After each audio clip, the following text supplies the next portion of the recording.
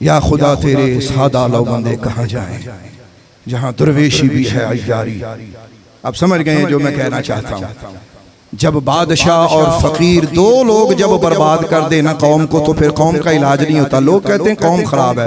भाई कौम खराब उस वक्त होती है जब बादशाह और फकीर खराब हो जाए। जब बादशाह मंदिर बनाने लग जाएं और फकीर पैसे इकट्ठे करने लग जाएं तो बेटा जी फिर क्या होना, फिर यही कुछ होना जो हो रहा है। जब तक बादशाह का टारगेट खुदा नहीं होता और फकीर का टारगेट खुदा और उसका रसूल नहीं होता, वल्ला अवाम कुछ भी कर ले कभी हिदायत नहीं मिल सकती। इसलिए कि हिदायत पावर हाउस से आती है। अब आप गौर कीजिएगा, अब आप कहते हैं ये कैसे होता है, मैं गलत नहीं कह रहा। हम यहाँ जितने भी छोटे छोटे ये जितने भी आप यहाँ बिजली के इंतजाम करें, लेकिन अगर पीछे से बिजली बंद हो जाएगी तो अचानक अंधेरा हो जाएगा। आप कहेंगे ये क्या हुआ?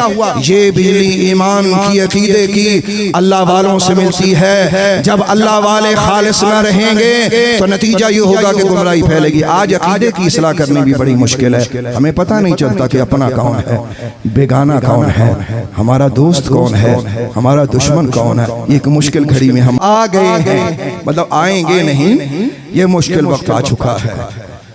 और इस पे मैं किससे फरियाद करूं? अपनी अल्लाह से करूं, अपने आका से करूं। लोग कहते हैं बीमारियों ने घेरा। हजूर इन बीमारियों से बड़ी बीमारियां हमारे अंदर मौजूद हैं। ये वक्त गुजर जाएगा, इससे बड़ी बड़ी बीमारियां हमारे अंदर मौजूद हैं। मुझे अल्लाह से डर लगता है। अल्लाह ताला फरमाता है वल्लज़ीना जाऊ मिन बादिहिम, वो लोग जो उनके बाद आएंगे।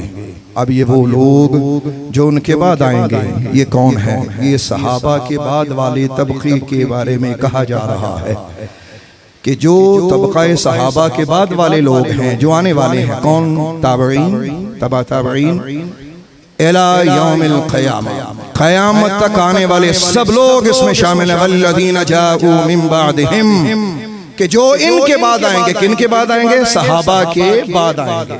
अल्लाह ने उनकी एक सिफ्त लिखी अपने कुरान में। वो क्या है? अल्लाह ताला फरमाते हैं यक़ूलून, वो कहते हैं, वो कहेंगे। उनकी एक सिफ्त होगी। क्या सिफ्त होगी? वो क्या कहेंगे? रब्बना इग़फिर लना व लि इख़वानिना अल्लज़ीना सबक़ूना बिल ईमान। पंजाबी सुनियो जरा। या अल्लाह सानू बख्श दे और या अल्लाह उन्होंने भी बख्श दे जेड़े ईमान महफूज लैके ते दुनिया तो तुर गए। या अल्लाह हमें बख्श दे और उनको भी बख्श दे जो दुनिया से ईमान की हालत में चले गए हैं। यहाँ तक जरा आयत करीमा को समझ लीजिए ताकि आपको समझ आए कि आपने क्या सुना है।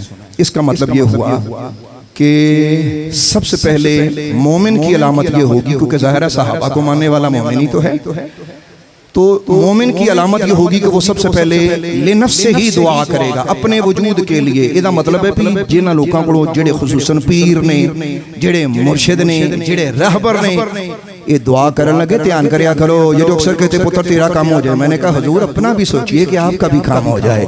अल्लाह वाले हमेशा ये कहा करते थे कि हमें अल्लाह शैतान से बचाए। और बड़े वो बेवकूफ लोग होते वो जो कहते तेनू शैतान तो बचाए, बंदा इससे खुद पूछे कि हजरत आपका क्या बनेगा। यही खता की थी इब्लीस ने। अल्लाह तबारक व तआला ने लौहे महफूज पे लिख दिया कि अनकरीब मेरा एक बहुत करीबी बंदा गुमराह होने वाला है, करीबी मेरा फरिश्ता गुमराह होने वाला है। सारे फरिश्ते वहां जाके लौहे महफूज पे पढ़े और तौबा तौबा करें, तौबा तौबा करें कि या अल्लाह हमें इसमें शामिल ना करना। इब्लीस ने भी कहा हाँ पता नहीं कौन होगा ये, अल्लाह बचाए, अपने आप को भूल गया, बाकियों को कहने लगा या अल्लाह सारियां नु बचाई, खुद को छोड़ दिया। ये गलत किया। अल्लाह ने ये तरीका समझाया कि जब किसी की बख्शिश की दुआ मांगनी हो सबसे पहले अपनी बख्शिश अपने अल्लाह से मांगो। ये कहो कि अल्लाह मेरे वजूद को हिदायत पे कायम रखना। तो इसका तरीका हमें किसने बताया? हमें अल्लाह के पाक कलाम ने बताया। अल्लाह फरमाता है ये कहते हैं, क्या कहते हैं? रब्बना इग़फिर लना, अल्लाह हमें बख्श दे और हमारे उन भाइयों को जो हालत ईमान में तेरी बारगाह में आ गए। इसका मतलब ये हुआ कि सहाबा के बाद दुआ मांगने वाले बख्शिश की यही वो लोग हैं जिनको अल्लाह ने ईमान वाला कहा। ये वो लोग हैं जिनको अल्लाह ने ईमान वाला कहा। इसका मतलब है ईमान वाले की एक अलामत ये होती है वो अपने पिछलों बा ईमान भाइयों के लिए बख्शिश की दुआ करता है। तो बख्शिश की दुआ करने वालों तुम्हें मुबारक हो, अल्लाह तबारक व तआला तुम्हारा जिक्र अपने कुरान में कर रहा है। मेरा मालिक फरमाता है यक़ूलूना रब्बना ग़फ़िर लना व लिइख़वानिना अल्लज़ीना सबक़ूना बिल ईमान। अल्लाह ताला इरशाद फरमाता है वो ये दुआ करेंगे अल्लाह हमें बख्श दे और हमसे पहले बाईमान जाने वाले लोगों को बख्श दे। जरा इससे आगे बढ़िए। लोग अक्सर ये आयत यहाँ तक पढ़ते हैं, इसाले सवाब की मजालिस में उलमा इसको बयान करते हैं, अहले इल्म इसको जानते हैं। ये अगला मजमून जो है लोग अक्सर इसको छोड़ देते हैं, वो मैं आपको बयान करना चाह रहा हूँ। अल्लाह ताला फरमाता है सुनो ध्यान से, बाद में आने वालों जरा ध्यान रखना, जो सहाबा हैं। अब सहाबा के मैं नाम लूँ, हजरत ताजदार सदाकत, ताजदार अदालत, ताजदार सखावत, ताजदार शुजाअत अबू बकर, उमर, उस्मान, अली व दीगर सहाबा के बारे अलैहिम रिदवान, सबके नाम एक एक बार करके लेता जाऊँ तो वक्त सुबह से शाम और शाम से सुबह हो जाए। जरा सुनिएगा, अल्लाह ताला फरमाता है जरा ध्यान करियो, ओ दुआ मंगन वाले हो जरा ध्यान कीजिएगा। अल्लाह क्या फरमाता है, खुदा का इरशाद सुनो। ये किसी मौलाना मुफ्ती अलामा पीर मुर्शिद रहबर लीडर की बात नहीं है, अल्लाह के पाक कलाम की बात है। अल्लाह फरमाता है मैं अल्लाह होकर तुम्हें ये ऑर्डर कर रहा हूँ, मेरा हुक्म है ये। या अल्लाह क्या हुक्म है? फरमाया जब तुम दुआ करते हो उनके लिए बख्शिश की तो फिर मेरा ये ऑर्डर भी है क्या, वला तजअल फी क़ुलूबिना गिल्लन लिल्लज़ीना आमनू। लफ्जों में गौर कीजिएगा, फरमाया मेरी बारगाह में ये दुआ किया करो अल्लाह नबी दे यारां दे मुतल्लिक साडे दिलां विच बुग़्ज़ ना रखी।